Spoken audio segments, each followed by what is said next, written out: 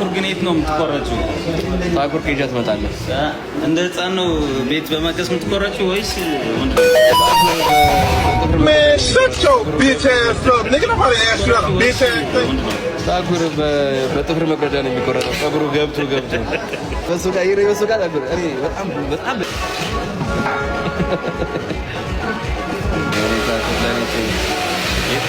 እኔ ውበቴን መካር ትፈልጋለህ? Meg.